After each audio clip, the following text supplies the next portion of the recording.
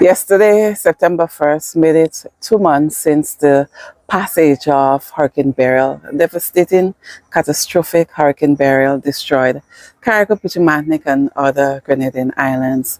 We have been going around and doing interviews, hearing people's experience. We know that you are viewing would want to hear it yourselves. And basically, we want to document it because the experience and the mistakes that some of us made, that we would not want the children and grandchildren or the next generation to experience that.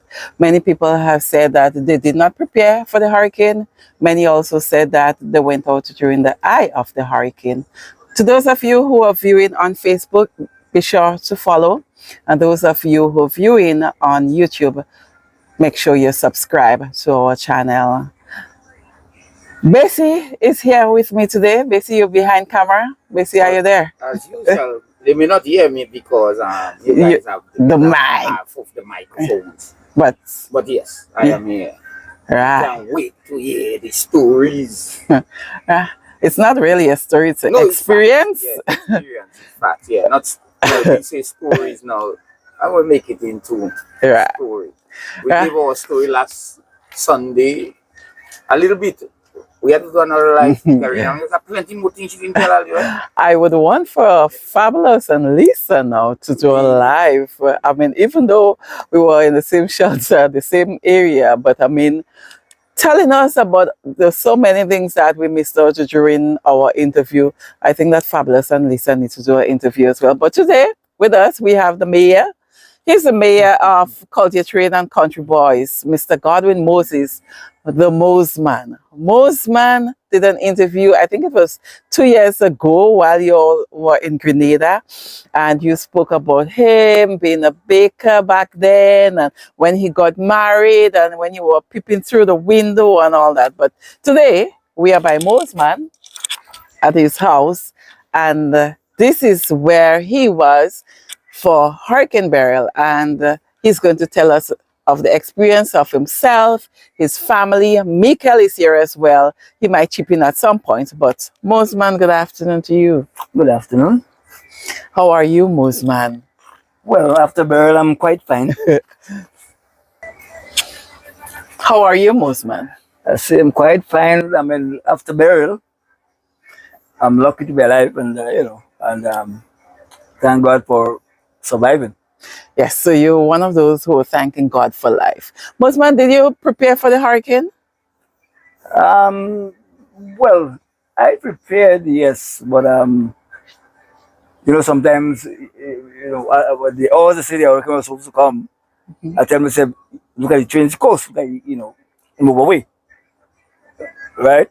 But I really was looking at the news and the weather news and the night, and so on, and I followed it because, especially when they said these are the islands that could be devastated.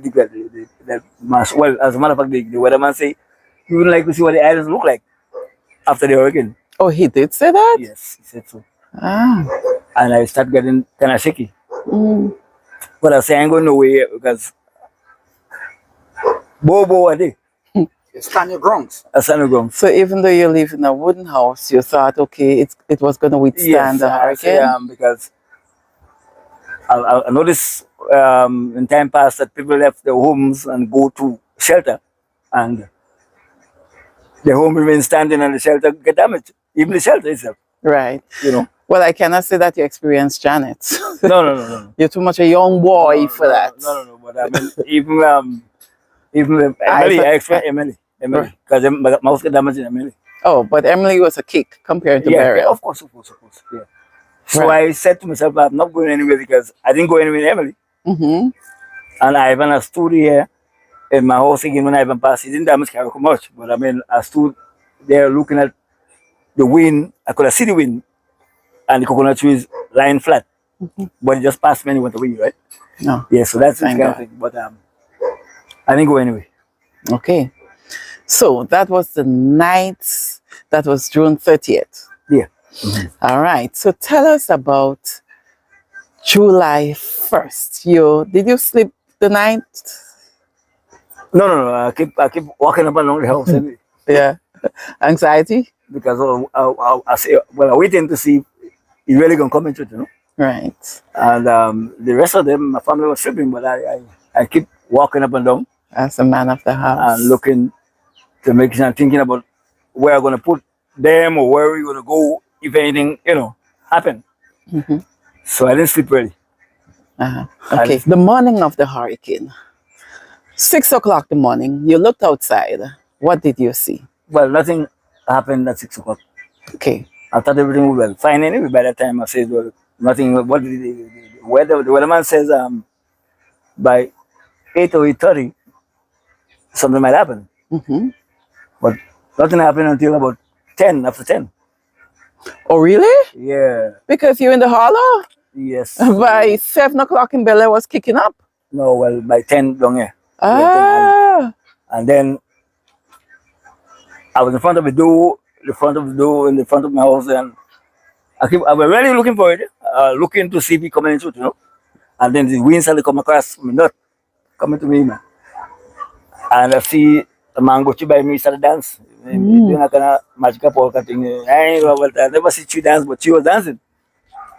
And I says, well, I hope the man to remain there because that is a windbreaker. Mm-hmm. And I sat smiling because I said the windbreaker, you know, I won't get much damage or so. And when I look outside again, I say start losing a few branches. You're talking about the skunk mango tree? Mango tree. Oh, God. Right, but that's in front of me, in the other land. Okay. And I says, boy, boy, stand up. I say, watching you, man. Praise God for you, boy. And watching the mango tree, boy. I know what I say, a couple more branches come out again. I say, well, boy. I say, look at that. I don't look to run now because that is the breaker. And then again, he's up and he come back again. That is the first one I come about it. First one. And then when I look out again, I see like it's starting getting naked, like all the branches are leaving the tree, coming towards my direction, my house. I said, this ain't looking good, boy. Somebody say close the door. Because the branches go flying inside the house, you know. And I close the door. And we stay there and look at it. I started trembling anyway. I started getting kind of shaky, you know. I said, well, the mangoes are gone, so all the branches come, the stems stand up, but they're going there. And okay. But during this time, what was happening to the house? Anything? The veranda went, and then part of the room went. That is where my nephew tried to well, I have a big fat nephew there. I say, well, let me call him to hold on the roof. Wait, so while the mango tree was going, that time your veranda and you were still in the house? Yeah, because the main house didn't go it. The main roof didn't go it. So we sit it. What? Looking at the mango tree? Yeah, because I see everybody there because Michael was me, my nephew, Filemon, my brother, everybody, Alan, my son, with both sons, the children, everybody there. Because everybody come by me. So everything was going fine. I tell you, that's the veranda when the part of the room went. And then, well, that's the first room. That's when the cam came afterwards. I thought, well, everything over. Oh, you thought? So while the eye was passing you too? Yeah, I thought so. But when I came out outside, the sun came out. You know? Yes. And my daughter called me and told me, where are we? I says, I'm in the yard, man. Good, everybody good, boy. Everybody good. Daddy, yeah, I said, yes, we good. Say, go by with Diamond. My brother, house didn't go. After brother up the Diamond, the house didn't go at all. Nothing happened to him. And they said, go up by Diamond. Why is she telling me that? All of a noise, like, you know, like a whirlwind somewhere, like when I look up to the trees and the surrounding. I said, what? She said, Daddy, run, go somewhere or whatever. I said, no, well, but I couldn't even go by Diamond because you're already here. Yes, and then we run back inside the house. We run back again. And we go inside the house. Well, the children said to me, get to the bathroom. Bathroom. We get to the bathroom. It's concrete. Yeah, concrete. And we went there. All of us, the grandchildren, everybody go inside the bathroom. And then I said, well, okay, we remain here until everything I am done. But while in the bathroom again, like I don't know what happened again, like I heard explosion. The bathroom roof went. I say, what? Then my son and them say, you know what it is? under the house. I say under the house. I say, well, I don't know if I'm gonna be good because the madam food not so good and whatnot and so on. And your son as well. You thought And you just mine, did surgery. well, yes, I just had surgery and I said I don't know what getting there. But it wasn't my choice, you know, it's that the son and them said, we go, you have to go under the house. Right? And I remained there. They took them one by one, and bring them under the house, grandchildren, and the madam, the grandmother, everybody, down at the house. Then I said, well, I was say yourself. But then one of them sons said, no, are you had to come too? Well, I know what happened, but I get there in no time. I mean, actually, I get there, you know, I don't know. You can't remember how you got there? How I got it, but I got right in the back of the system, but they were assistant there. So the wall, the back of the system, we went right over the system because, you know, nothing can really come there.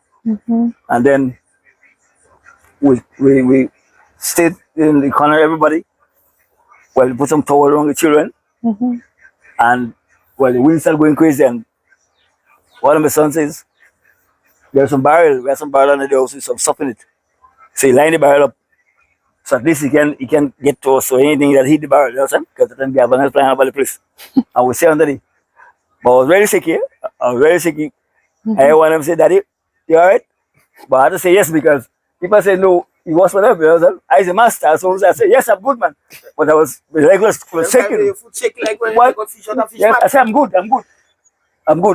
And the barley guy lined up, and we, you know. So under the house, were you getting wet? How were the children, the grandchildren? Yeah, we were getting, they were, well, to the people, they were crying. But we covered them with battle and so on, but they were crying and so on and things. They're scared. And they're scared and so on. You understand? And we were all hung up together. So I said, when I find it wasn't, I said, you look at this thing go down. So I said, you mean my children come down and meet me and everybody go dead together today? I said, Beryl, leave them alone and take me. If it's me you want, if me you're looking for, because I'll be in the bathroom, I'll go in the hole, I'll be in the bathroom, I'll go under there and still, but at least you want somebody. Okay, they said the girl is a lesbian, eh? She don't want no man. She don't want no man. Not go with the wife and grandchildren them. Do you tell her? She don't want no man. I said, take me. But she looking for she looking for a woman, but I put the wife there behind me. So I said, you ain't getting this. Take me instead. Give me, I take this. Yeah.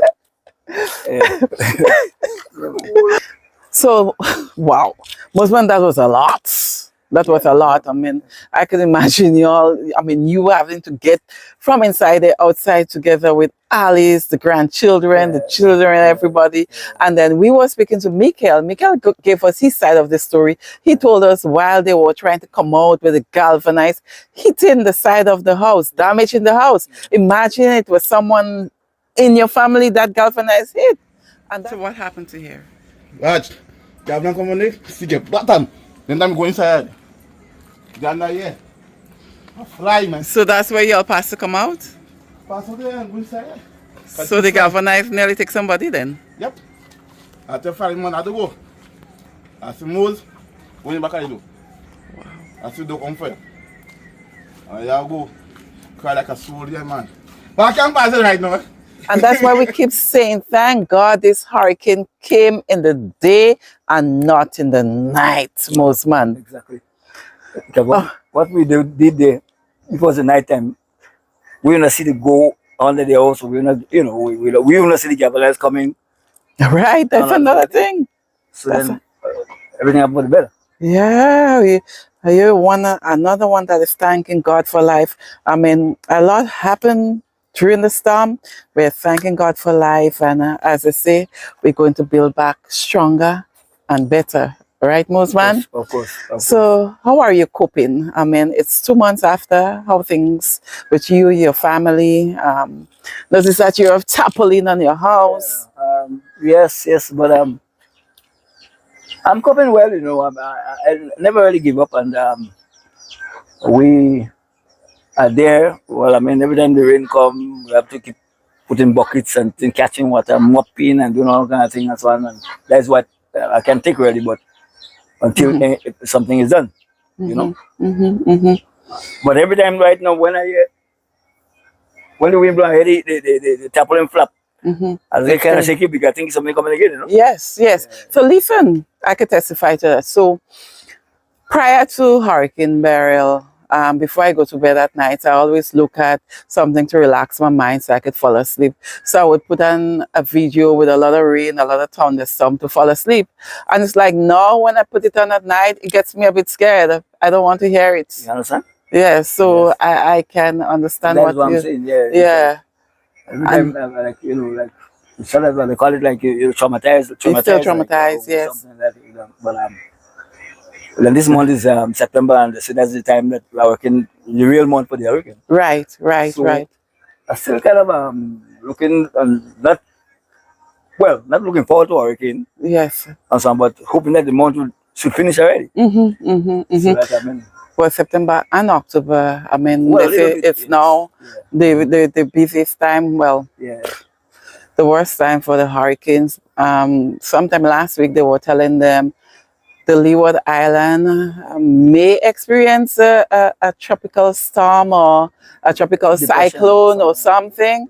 But we're thanking God it didn't happen because they said it was going to happen on Monday. Okay. So it's Monday and it didn't happen. Okay. So we're thanking God it didn't happen and that no hurricane will come here again. I mean, listening to your experience and experiences from many others, the older people, the younger people, it's a lot. And we hope that many people would come forward and share their experience so that people would learn from it. People would learn from it. And we just want to document because Hurricane Janet, I've been looking for videos and pictures and a lot from Hurricane Janet, and I cannot find much of it. So what we are doing now, let's say in the next 20, 30 years to come, persons can go back. I mean, Macy grandchild would be able to go back to look at it and say, okay, well, that's what Beryl did. You know what? I wouldn't want to, because mind you, I know there are some people when they hear a storm or hurricane is coming to us, they get excited. I want to see what it is like. I want to see. I know that used to happen to me while I was living in Grenada. That was before Ivan. But when I experienced Ivan, I said to myself, I don't want to experience that again. So I know that some people felt that way. And now I know that they're saying they don't want to experience that. So it is for the next generation. They may say that, but watching what we are sharing now, and other people are sharing, that's a big no. Yes. So we are thanking God for life, most importantly. I mean, Exactly. your experience is, you almost brought tears to me, eh? No, When- not even tears. Before you go to the tears part. I think you may need a mic. No, I can hear me. Fine. Okay. You talk about basic grandchildren. Them. Why you say Moseman grandchildren? Them great grand Well, your grand and great grand. You see, some of Moseman grandchildren experience it. and great grand. And great, but your grand didn't experience it yet. So that's why I'm using you. Okay, well, your last children and your great grandchildren will experience it. Great. And great. Even 213, Long life, health, and strength. King Solomon. Well, so that means I'm looking forward for some little cousins. Oh, no, not me. Cousins. It's talking about... Okay. Because I was so happy because I'm going to take a room like now because Moseman. Listen, Mikel. Moseman said, he sat there and talked about the experience and he put it in a way that, the message is out there. I kind of picture in my mind what he went through, but Moseman bring a bad feeling, eh? I just imagine Moseman with the cattle heap trying to go under the house, boy. Yeah, he bring a bad feeling. And then you see how Mikel, you show all your Mikel experience going in and getting Moseman and then children in below the house and then he going in below the house with a carry case on his head. But he didn't pass his carry case right there still. He didn't pass the simplest, No. He passed some more difficult than me. But what is this? That sort of remind me of Hurricane Ivan in Grenada. Remember when I was saying during Hurricane Ivan in Grenada, all of us, we had to jump through a window and head under the house. But this is a lot lower than where we went. And now Mikel is reliving the story. You and measure to see where he passed. And the 30 inches. And Mikel and smile. That's a big guy. I'm going out there. I jump like that time, daddy. I can't pass it right now. That, like that. Yeah, like that. I'm there. I'm going, Jet. Inside. I'm going. Inside. And the outside. Oh, so they don't go down already? Because the roof don't go already. That is when the eye pass. You're right. That'll go. But first roof will go your shield. I try to hold it down and lift me alone up in there. A big man like me. Roof going with you? Roof going with me. I did a 2 inches on the ground and the bed. I still guard by it. You can't hold. I can't hold more. You gotta let go. I let go. Then after we go, the next and the driving roof go. I still guard by I see more. Look, you're going to the bathroom because the bathroom was good still. The bathroom is the last option for us. Right. Because tree You get a little lower. yeah, because I 5 and more. But we did. When I like room go, Yeah. we are going bathroom. I say I'm moving bathroom. One thing I knock up here. Roofs are go here. Gavin something. I think more than show. Gavin come in here. But you go back at the door. I'm not fine. I'll go under here to stay there. And when I see the Gavin after we left, Gavin come. He said, "I thought he fall back. I thought I cry. No, So so you get Moseman in first. Moseman staying back there. Oh, you stay down where that is now? Stay down. Alex, after he calm a little bit, Alex along come friend. And then then I'll have join the crew. And that's it. Come on, watch a break. No. All right.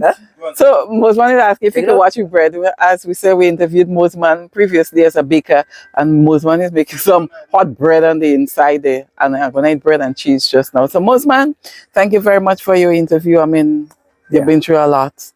Thank you very much for sharing. I didn't want to really remember it, because I know a lot of people don't want to go relive the memories. I'm glad to share Yes. to people that didn't experience it. Yeah. Yes. Experiencing Thank you. and listening or hearing about it is two different things. Yeah, yes.